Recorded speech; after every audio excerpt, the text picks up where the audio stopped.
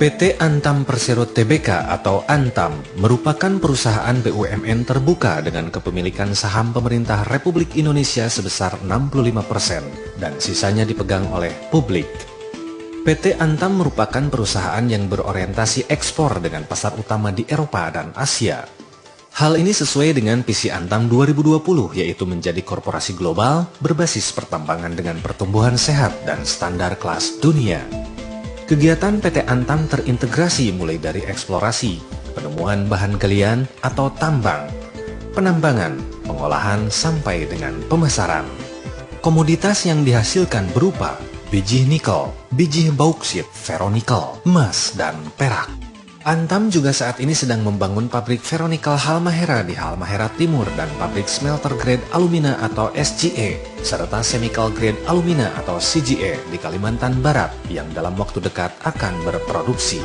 Wilayah-wilayah operasi PT Antam antara lain kantor pusat PT Antam Tbk di Jalan TB Simatupang, Jakarta Selatan yang merupakan holding company, unit bisnis pengolahan dan pemurnian logam mulia di Jakarta Timur, unit bisnis pertambangan emas Pongkor di Bogor, Jawa Barat, unit bisnis pertambangan nikel Sulawesi Tenggara di Kolaka dan proyek penambangan nikel Konawe, Sulawesi Tenggara, unit bisnis pertambangan nikel Maluku Utara di Buli, Halmahera Timur. Beberapa anak perusahaan PT Antam Tbk yang bergerak di bidang pengolahan dan penambangan emas di Cibaliung, Jawa Barat, penambangan batubara di Sarolangun, Jambi, eksplorasi dan pengembangan tambang untuk komoditi bauksit di Kalimantan Barat, unit geomin yang beralamat di Jalan Pemuda, Jakarta Timur. Unit ini khususnya membidangi dan melakukan eksplorasi untuk menemukan cadangan-cadangan mineral baru dan pengembangan tambang di lingkungan internal PT Antam. Selain beberapa lokasi pertambangan yang telah berproduksi, kegiatan eksplorasi unit geomin PT Antam Tbk hingga saat ini masih berlangsung dan tersebar di seluruh wilayah Indonesia.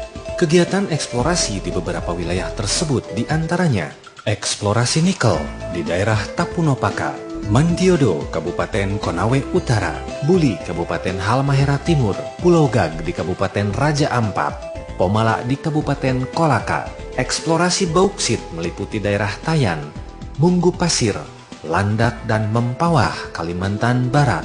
Eksplorasi batubara di Jambi, eksplorasi emas di Aceh Tengah, Nagan Raya, Jambi, Bengkulu, Atlantis, Pegunungan Bintang, Papua, Cibaliung, Banten, Batu Isi, Mao, Mamuju, Sulawesi Barat, Pongkor, Kabupaten Bogor, Papandayan, Kabupaten Garut, Jawa Barat, dan beberapa daerah lainnya.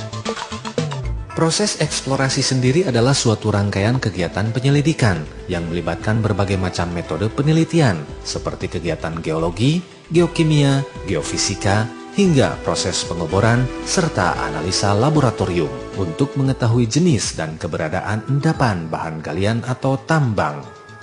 Tujuan eksplorasi adalah suatu sistematika aplikasi mencari kemungkinan adanya sumber daya mineral, jenis, lokasi atau keberadaannya, memperkirakan sebarannya, mengetahui bentuk tubuh bahan galian dan kandungan mineral di dalamnya, sehingga diketahui dimensi atau ukurannya, serta kemungkinan keekonomisannya.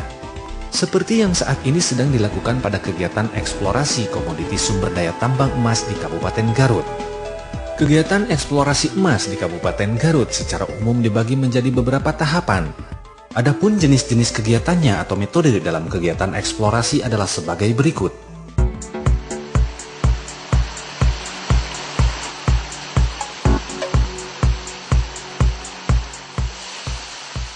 Geologi ini adalah tim paling awal dalam tahap eksplorasi yang terjun ke lapangan. Tahapan ini merupakan tahapan selama dalam perjalanan proses eksplorasi. Tujuannya untuk mengetahui lingkungan dan kondisi geologi suatu daerah dengan cara memetakan, mengukur, dan menggambarkan semua data dan informasi dari fenomena alam dan batuan yang ditemukan. Mengidentifikasi kandungan emas dan mineral lainnya yang terkandung di dalam batuan tersebut melalui analisa kimia di laboratorium, memodelkan tipe endapan mineralnya dan memodelkan kemungkinan bentuk biji serta sebaran dan distribusi kandungan mineral yang diteliti.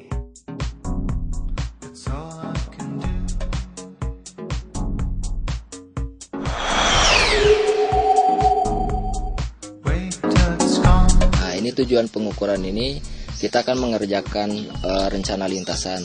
Lintasan ini yang sudah direncanakan oleh geologi. Nanti yang kedua baru ada pengukuran geofisik itu untuk mencari kadar yang ada di dalam. Jadi kalau setelah kita ukur, geofisik masuk, nah otomatis geologis nanti perencanaan juga di mana lah letaknya. Setelah itu baru ditentukanlah rencana titik bor. Yo, sip.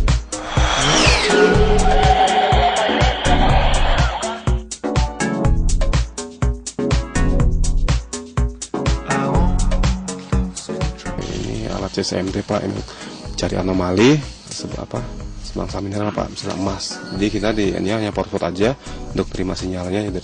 Untuk hasil Pak, ntar kita ada softwarenya. Ini untuk olah datanya ntar ada geofisik Pak. Itu pun ada software tersendiri.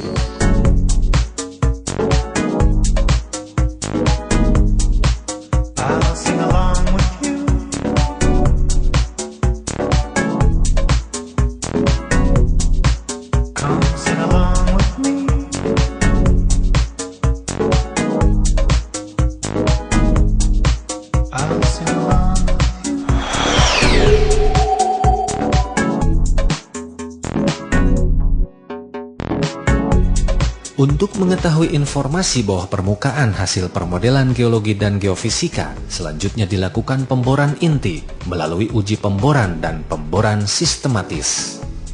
Tujuan dari pemboran ini untuk mengetahui struktur batuan dan kondisi geologi bawah permukaan serta menemukan tubuh biji yang mengandung mineralisasi emas dan mineral pengikutnya.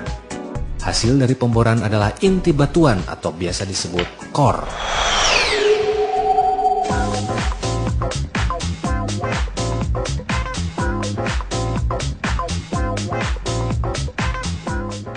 Hasil percontohan batuan termineralisasi, baik dari singkapan maupun inti bor atau core, dianalisa di laboratorium kimia untuk mengetahui kandungan logam berharga di dalamnya.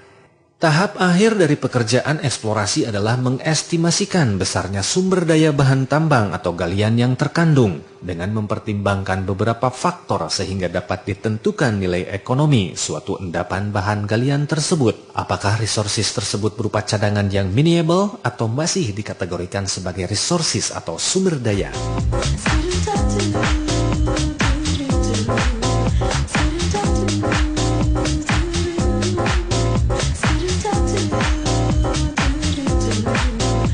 Dengan menerapkan metode eksplorasi yang sistematis dan benar dan didasarkan pada base mining practice, diharapkan sumber daya alam dapat dimanfaatkan secara berkelanjutan dengan tetap memperhatikan keselamatan kerja dan lingkungan, sehingga akan bermanfaat bagi kehidupan dan kemakmuran masyarakat.